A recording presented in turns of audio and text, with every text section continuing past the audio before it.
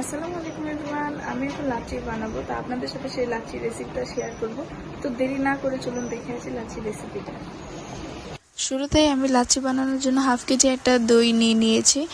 দেখতে পাচ্ছেন দইটাকে আমি আনপ্যাক করছি। আমাদের এখানে অনেক জনপ্রিয় দইয়ের দোকান হচ্ছে বিক্রমপুর সুইট মিটস, তো সেখান থেকে দইটা আনানো হয়েছে। দেখতে পাচ্ছেন দইয়ের উপরে কি সুন্দর করে আবার শর্ট দেওয়া আছে।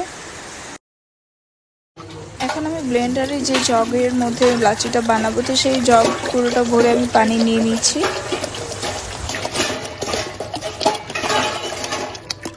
এখন আমি এই জগের মধ্যে 7 টেবিল চামচ চিনি নিয়ে নিব। যেহেতু দইটা টক মিষ্টি দই, তাই চিনির পরিমাণটা একটু বেশি দিতে হবে।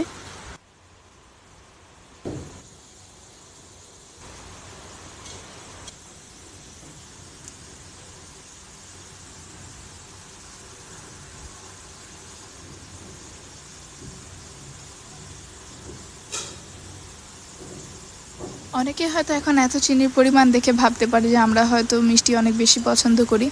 আসলে ব্যাপারটা তেমন কিছু না, আমরা মিষ্টির পরিমাণটা মিডিয়ামই পছন্দ করি। এখন আমি দইয়ের বাটি থেকে সবগুলো দই আস্তে আস্তে জগের মধ্যে দিয়ে দিচ্ছি। আর সবগুলো দই আমি নিয়ে নিব জগের মধ্যে, কারণ দই যত ঘন হবে তত বেশি মজা হবে লাচ্ছিটা।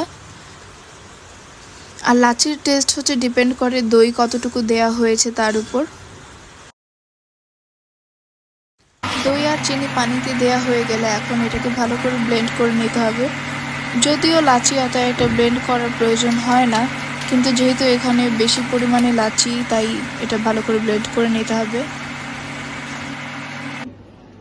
লাচ্ছিটা ব্লেন্ড করা হয়ে গেছে, এখন এটাকে নামিয়ে অন্য একটা পাত্রে সার্ভ করা হচ্ছে।